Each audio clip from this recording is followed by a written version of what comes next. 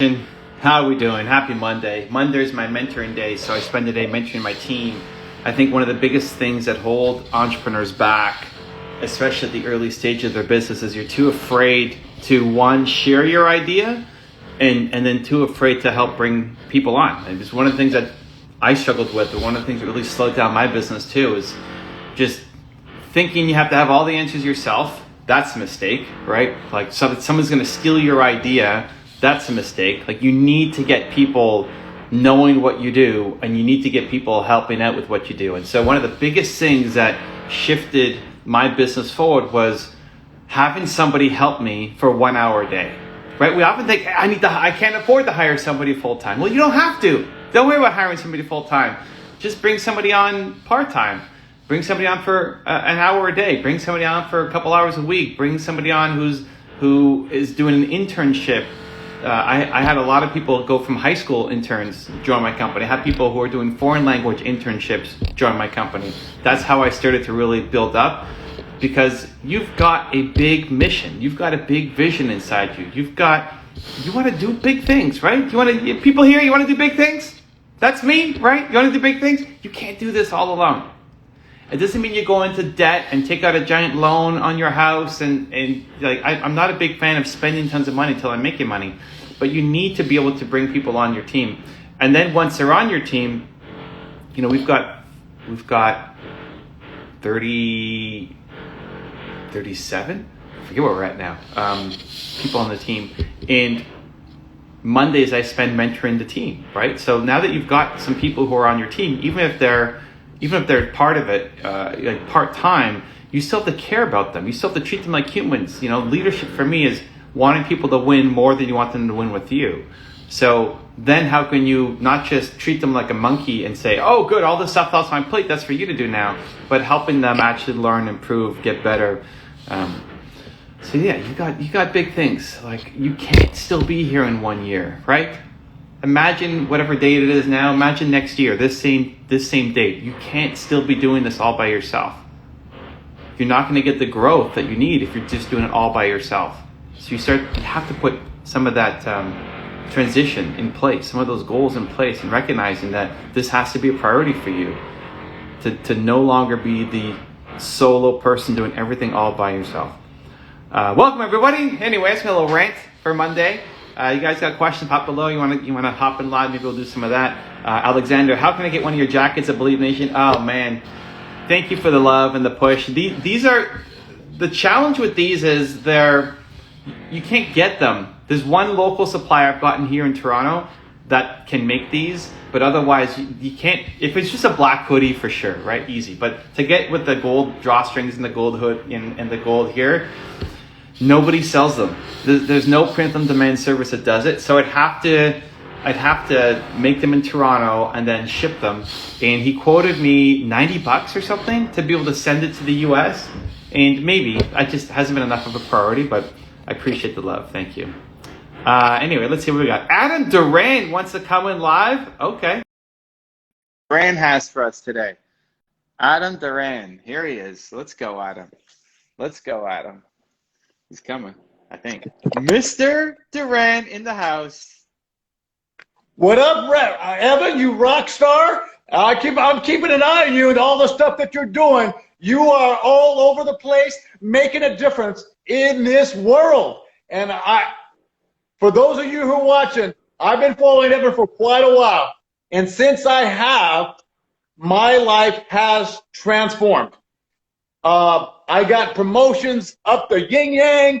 I've met so many rock stars because of Evan's advice. And of course, looking at these books right here have changed my life. Your one word, of course, built to serve. I want to serve more than ever. When I read the book, when you put it out a few years ago, and when I read the book, it really hit me. But over time, it has helped change my mindset and my desire to serve. And I want to say thank you, Evan. Gotta love this guy. Adam Duran in the house. We love you, man. Anything I can help with? I mean, you're always, first off, the mustache is gone, so that's new. I saw those in the video. I was like, man, he's doing it. I like it. Okay, but now it's gone. But Adam is pure energy, pure fire. go check him out on his Instagram. I had the good fortune to meet him in San Jose on my tour, and then he came to Toronto for my Thought Leadership Academy. Anything I can help with, man, while I got you here? Evan, I know you're mentoring, but I just want to say, I actually have started writing a book. I'm since the past couple months, after a 30-year law enforcement career, I retired. Wow, that's a big deal. I didn't know that. Yes, July 23rd was the last day there, but I looked at July 23rd, yeah, it's a couple months ago, was my last day working for the Sheriff's Department after a 30-year law enforcement career. So I looked at it not as an end, but I look at it as the beginning. So it wasn't the finish line, it was just the starting line. Wait, so what are you doing now? I'm sorry? What are you doing now? I'm writing a book. Wow, what's it called? Okay, here we go. Living Life on Purpose. I like it, dude. And when is it coming out? It's coming out in November. I'm getting the first draft will be done. I'm hoping by the end of this week. The outline's done, name's done. First draft should be done. Looking at the end of this week. Done. The revisions, proofreaders, editors, that sort of thing. Evan, I never would have thought of such a thing as to write a book. Never. You're the infection. You have just helped transform my life. And people say, oh, this guy's crazy. I'm not crazy. Keep an eye on Evan. The rock stars. I appreciate you. Believe me, Evan, never in my life had I ever thought of writing a book. But somebody said one day, and it's so true, you hang around a barbershop long enough, sooner or later you're going to get a haircut. Hang around rock stars like you, sooner or later, by osmosis, you become a rock star in your own right. I love it, man. Living life on purpose. Listen, if you need a little blurb or something at the front, just let me know. We'll make that happen. Thank you, Evan. Thank you. And by the way, just real quick, and maybe for help somebody else, how best to get this book out there? I'm literally, you know the way I am. I'm hitting stores up, libraries. I'm in 3 different cities. Before the book come out, I'm already doing book signings. But yeah, so a couple of things. Brendan Bouchard, the advice that he gave me was to do have any friends you've got who have any kind of following read a part of the book. So what you do is living life on purpose. Great. You pick the highlights that are most relevant to them, and you send it to them and say, hey, would you be able to read these 3 sentences from my book? And it's the most on brand, right? So anything about believe is going to be good for me. Anything about service most of your book is probably going to be good for me anyway. But you find the people who have some kind of audience that you already are connected to a little bit, and ask them if they would be willing to do the read. But then that gives you video assets you can use to promote. You want to be doing as many Instagram lives and YouTube videos and podcasts and collaborations with anybody who's got any kind of audience in the 2 weeks leading up to the sale, and then the 2 weeks after the launch, and then obviously ongoing. You just keep doing it, right? Now if you're not at the Sheriff's Department, you got time. Like I would try to book. I still do this. I have a day every week that's dedicated to outreach and talking to people. So I'd be trying to book like every mine's Thursday. We could both have Thursday, whatever, but like every Thursday you're off trying to get yourself onto shows, podcasts, Instagram lives, different communities to help spread the word about the book. Sure. and then start creating content. I think the 2 things for you would be, you love speaking, so that's great. So keep speaking, keep talking about the message, keep doing the content in the book. For your 1 word, I didn't do it for Built to Serve, but your 1 word, I did a book club online after. So on launch, hey, anybody who bought the book, I went chapter by chapter over, 9 weeks or so. Mm-hmm. And we talked about chapter 1, and then did a whoever was live with me, then I did Q&A with them on it. But I think coaching too around it, right? I think if you did some coaching, you're great at it. I haven't seen you make content on coaching, but you're so great at it. Because thank you. Your enthusiasm's infectious as well. And just part of why you did so well in the Sheriff's Department was also just your caring for the team and caring for the people underneath you when you didn't see them as like underneath you, right? Is, hey, we're all part of the family, and you're gonna level up because you're around Adam Durant. So coaching would be great for anybody who is trying to figure out what their purpose is. But then they come on and they do a live session with you that helps promote the book, but it also helps them. So I'd go heavy in the content as well. You sharing messages from the book, as well as do coaching people through how they can use the tools that are in the book. Well, Evan, thank you so much for everything you do, everything you are, everything you bring to not only myself, but to the world. You definitely make an impact from coast to coast here. I can tell you, United States, here out in California. It's making a difference, and I do appreciate you, and I'll continue staying on you and keeping an eye on and just continue. You just have mentored me, you have inspired me, and you have motivated me. I'm taking it to a whole new level now. I love it, man. And listen, seriously, about the blurb, if you need it before your launch, we could create something for the front of the book, and then post in Movement Makers too, because you'll have people who want to support you when you get closer to your launch. Great. Wonderful. Let's get this. All right. Believe. Much love, man. Much love. Believe. See you, man. All right. Adam Duran. If you don't know him yet, stay tuned, man. When I met him, he was the motivational runner. I forget what something about running. And it's, dude, you're so much more than just a runner. And it's amazing to see all the awesome growth that he's had. Now launching his book. So let's go. All right. Let's see. Let's get to a couple questions. Let's see. You got a question, pop it below, and we'll try to answer as many as I can as we go through. Zenny is asking, how can I get amazing guests such as yourself on my podcast? Okay, so the way to get a guest on your show is either one, through a connection, or two, by being an active part of their community, right? So if it's a connection, then just like, I even offered Adam to write a blurb in his book. Right? He didn't have to reach out to ask, because Adam's now a connection, right? Because I've met him a couple times, and he came to my event. So think about who you already know, right? Who might be a good fit for the show. But if you're going to go cold, then they should know who, So here's a great example. I don't recognize your name, right? Now, maybe you have been going crazy on my Instagram or YouTube, or you have been a really big part of my community. I just haven't seen it, but I haven't seen it yet. So it's a lot harder to say yes. If Adam Duran said, I'm going to do a podcast, Evan, will you come on? It's like, yes, I'll be your first guest. I'll be your 100th guest. Like, how can I help? I want to come on, right? Because I know Adam. So that becomes a challenge of figuring out, hey, how do you bring more value to the people who you want to have on so that they recognize your name, so that the ask becomes really easy. A little hack to do that is, if you're trying to get in touch with somebody, think about, or look at who are they following on Instagram, and then have some of those people on the show, right? So if you're trying to get me, well, I follow Adam Duran, right? I follow a bunch of other people. If you came to me and said, hey, we've had this person, this person, this person, this person on the show, would you come on? And all those people are people I recognize, it's a lot easier to say yes.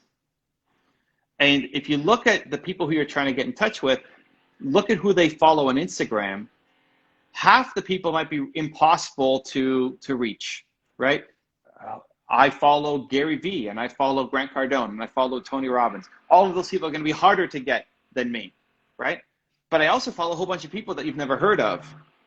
And so getting those people on your show, as long as you can figure out a connection, a good conversation, then it makes it easier to then come to me and say, hey, I've had these 4 people on, and they're all people that I love and know, right? And that's not just an Evan Carmichael strategy. Just for whoever you want to have on your show, look at who they're following on Instagram and get those people on as guests first, okay? Those are some good options for you. And good luck with the show. That's awesome. Okay, what else we got? Can I get a signed copy? I'm a growing bookstagrammer. A signed copy of what? Of Built to Serve, or a signed copy of Adam Duran's book, or both? Okay, here it is. Diabolical Nerd. Connect with Adam Duran. Connect with Adam Duran, who was just on. Do something to help him with his launch, and I'll send you a signed copy of my book too. Okay, that's the deal. connect with Adam Duran, do something to help him with his launch on your Bookstagram account, and I'll send you a signed copy built to serve as well. Are these ones signed yet? Oh, this one is signed. I'll send you one of these. Okay, that's the deal. So connect with Adam Duran. He was just on. Okay, what else? Some fun stuff. Adam says, of course. Oh, it's the Adam Duran. Okay, the Adam Duran. Good. You're a bot of motivation. I love it. Thank you, Jesus. Appreciate you. Diabolical Nerd says both. Okay, perfect. Good. Do it. That's how you do it. I am Behold. What do you honestly think about Airbnb in Scotland? I don't know anything about Airbnb in Scotland. Is there something? I mean, Airbnb, I'm a fan of. Just last night, I was looking at options for Gibraltar. I'm thinking about going to Gibraltar in January to like March, and so we're looking at options in Gibraltar. So I'm a fan. I like Airbnbs because it gives you a sense of the local vibe. Like you're in somebody's place, but it's decorated kind of like the area. And I used to always just stay at hotels, and the challenge is, for the most part, a Marriott is a Marriott is a Marriott is a Marriott, which is great in terms of consistency. You know what you're going to get, and if you just want to go in and out, and it's just a business trip, and you don't like, the goal isn't to get any local culture or anything, then Marriott's fantastic. You know what, you're going to get a great experience. But if the goal is to see the area and get a sense of the culture and just soak it in, I'm a bigger fan of Airbnb. So we're looking at Gibraltar. I don't know if anybody here is in Gibraltar. Probably not. It's a tiny little place. But yeah, looking at some Airbnbs last night. So I don't know what is special about Scotland Airbnbs. Did they ban it? Did they outlaw it? Is there some, I don't know. I'm not up to date on why Scotland, if that's anything different. But in general, if I was going to Scotland and it wasn't a business trip, like if I was going to go and just speak at an event, I would probably stay at the hotel where the event's being placed, because I don't want to maximize my time. I see like when I'm in a city for a conference, I don't see the city at all. I just stay in the lobby of the hotel and I'm talking to the people. Like my biggest reason to go is to help. If Adam Duran does a crazy book launch in San Jose, and I'm there, I'm spending, the 3 days at his event just there, just trying to help as many people as possible. I don't care about seeing a single thing in San Jose. But if I'm going for vacation or just to explore, then yeah, then I'm going to go to an Airbnb. Anyway, there we go. Okay. I just came to Panama. It's an amazing place. Panama, yeah. So I'm looking at some options. Okay, so we got, Airbnb. So, but what's the Scotland angle? Is there something? Educate me on why Scotland is so important. Is it just because you're in Scotland? I think as long as there's no issues with it, I'm a big fan of it. Like if I was going to Scotland and it wasn't for an event, I'd be looking at Airbnb for sure. Okay, what do we got? Borea 2K21. How to react if your parents are toxic and tyrants? One, you have empathy for them. Like look at their situation. They're probably in a lot of pain. They probably had terrible parents themselves, right? That's probably what happened to them, and they're repeating the cycle. And so the goal is for you not to repeat the cycle. Stop blaming them. Stop telling them that they're tyrants and toxic, and figure out your best path out. Like when do you leave? When do you leave home and go do your thing? Like I would just take it out of your head that they're actually, like, they probably love you, right? Most parents love their kids, 99.99%. You have the 0.00, tiny percent where they have something actually wrong with them, but your parents probably love you. They just are struggling and suffering and don't know what they're doing. We grow up thinking our parents have all the answers, and then realize nobody knows what they're doing. So it's time for you to be the adult in the situation. So they're not tyrants. They're not toxic. They're in a lot of pain. So that can shift towards empathy and understanding. And now it's okay. So now what are you going to do about it? Like, what are you going to do for your life? So we're going to stop blaming on our parents, and we're going to take accountability for where we're at and recognize you could be in a totally different place in a year, 2 years, 3 years, 5 years, 10 years, by you deciding to bet on yourself and go live your life. That's my answer. What do we got? Please start a podcast. So I'm not a visual, sorry, I'm an only visual person. I'm not an audio person. So I don't know what I would do on a podcast. People have asked a lot for a podcast. I don't know what I would do with a podcast. You know, I like this style when I'm answering questions and hopefully bringing some value to you guys. I like my gaming stream. So tonight, 7 o'clock, you guys want to join in? I'm going to answer more questions. 7 o'clock Eastern for an hour. I play Minecraft and I take questions. I'm open to ideas. You know, if you guys have a specific idea for what the podcast should be, I'm open to it. It'd definitely be video, right? I'd have to figure out a way to make it video.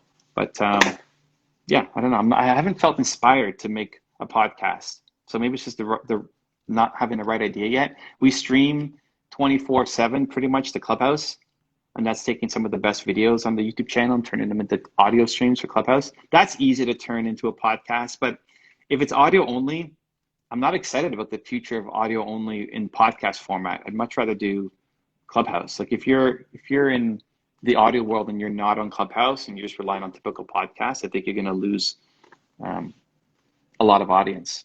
So anyway, I'm open to more specific if you guys have it. Okay, what else we got?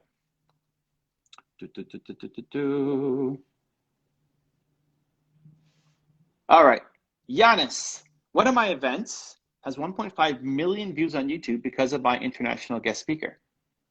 Okay. Congratulations. I don't know if there's a question there, but that's awesome, Giannis. Congratulations. Sending you lots of love, man. There's a very famous person. There's a very famous quote. Sorry, there's a very famous quote. If you want to go fast, go alone. If you want to go far, go together. I'm a huge fan. I mean, that's my day today on Mondays is mentoring.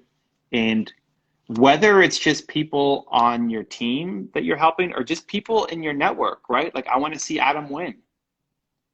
You know, if you haven't met Adam yet, you can go check him out, the Adam Duran. I want to see him win. I want to try to find ways to help him win.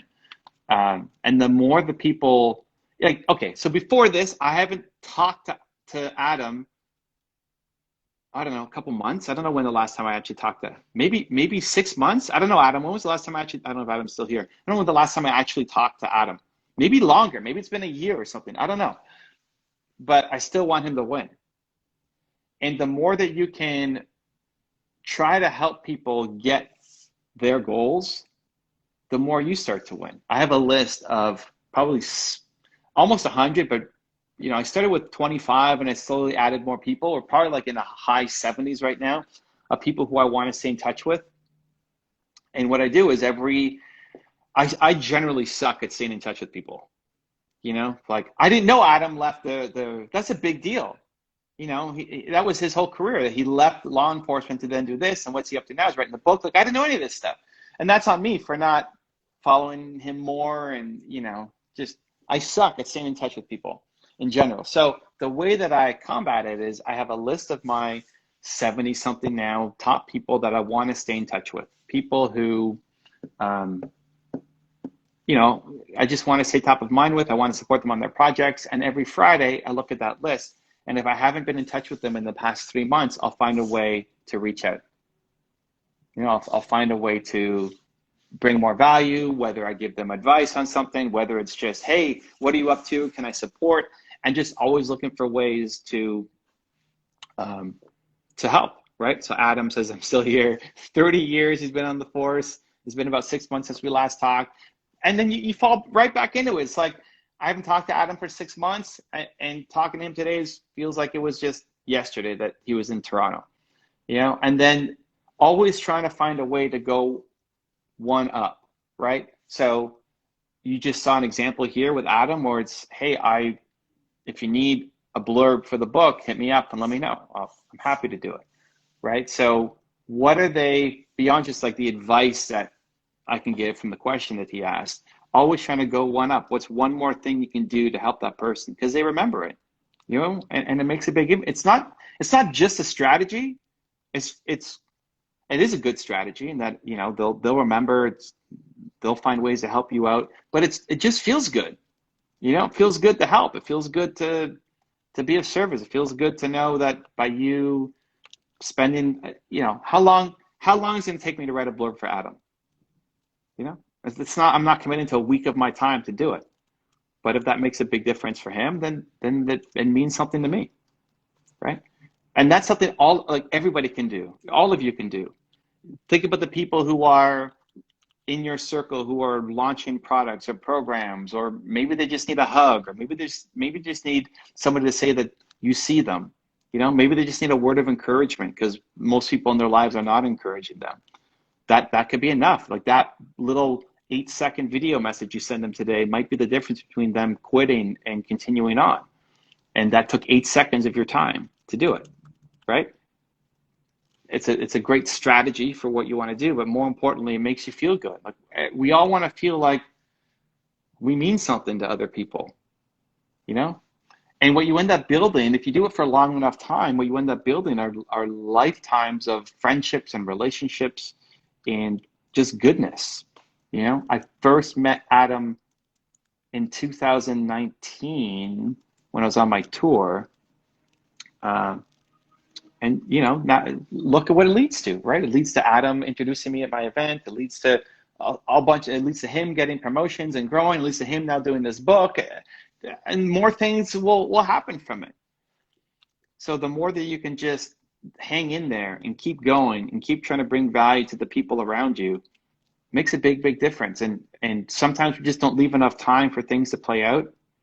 You know, like you help somebody, then the amount of people who I've helped who like I'm their first episode on their podcast, or I gave a word of encouragement 4 years ago, and then they come back. Mel Abraham in the house. Speaking of which, you guys got to go check out Mel Abraham, the affluent entrepreneur. Has got a great show talking about money, how to make it, how to save it, all the advice and strategies that normally you only get if you're super rich. He's bringing it back down so anybody can understand, because it's a complicated subject. He makes it super easy. But the more you can hang around, you know, I remember even Mel looking at his YouTube channel 2 years ago. I forget when. We were backstage at an event together and like, hey, let me help you with your YouTube thumbnails. And he wasn't really doing much on YouTube. He wasn't really taking it seriously, right? And now, like 2 years later, he's got a show, he's launching, he's doing it. And it's like, sometimes you just gotta wait. Sometimes you just gotta, you know, like you were pouring some extra little gasoline, but you gotta wait for things to happen. And the more those seeds that you're planting, and the more you're helping people, and the more you're giving, and the more, you know, the more that you're contributing to them, you never know when some of those small touches might push them over to then actually make a big difference in their life. Yep, dude, you helped me a ton. Yeah, and there's lots of people I've given advice and helped when they didn't do anything with it, you know, but then I'm still on them. And 6 months later, and a year later, and 18 months later, it's like another little message, hey, whenever you're ready, let me know, or hey, cheering you on, or hey, keep going. And if some people are ready for it and you go right away. And some people, they need a little bit of time, and that's okay.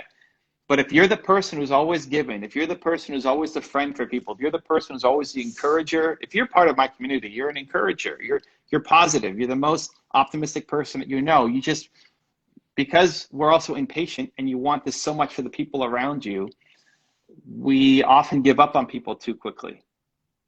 And sometimes all they need is that just little consistent, they're like microdosing. They can't handle the full on, you know, dealing with Adam, that's intense. You're ready, like he wants you to go ASAP. Let's go right now.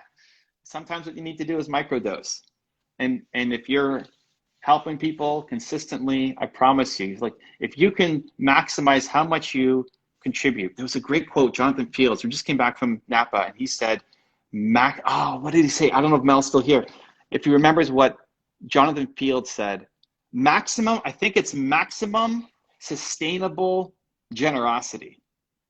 Aim for maximum sustainable generosity. Like, how can you give as much as possible to the people around you and still have it be sustainable? Because at some point, you know, you're going to run out of energy. You can't do it 24/7. Or if you're buying people's books, you know, you're going to run out of money, right? So it has to be sustainable. But to prioritize Yeah, there it is. Maximum sustainable generosity. Man, what a difference. And I look at the group that I'm in with Mel, and everybody wants everybody else to win. It's a great group where most people are thinking of each other as competition, and I have to beat this person, or this person has more followers than me, or made more revenue, or sold more books, or whatever than me. If you could flip it to say, I want to support the people in my community. I want to support my air quote competitors, and I want to give maximum sustainable generosity. I need to embody that more. But it was a great mic drop moment for me too. It's like, wait, say that again, Jonathan. What did you say? I need more of that. Maximum sustainable generosity. Anyway, guys, I got to run. Thank you for the love. Appreciate you. Happy Monday. If you took anything from this, more than just the knowledge is the energy, right?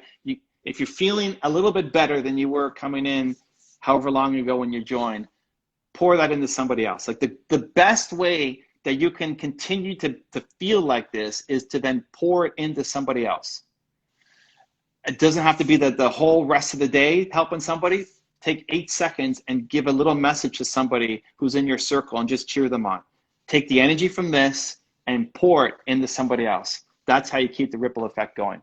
I love you guys. See you again tonight, 7 p.m. Eastern on my gaming channel, evancarmichael.live, or tomorrow back on 2 p.m. Eastern right here on Instagram. Love you guys. Continue to believe.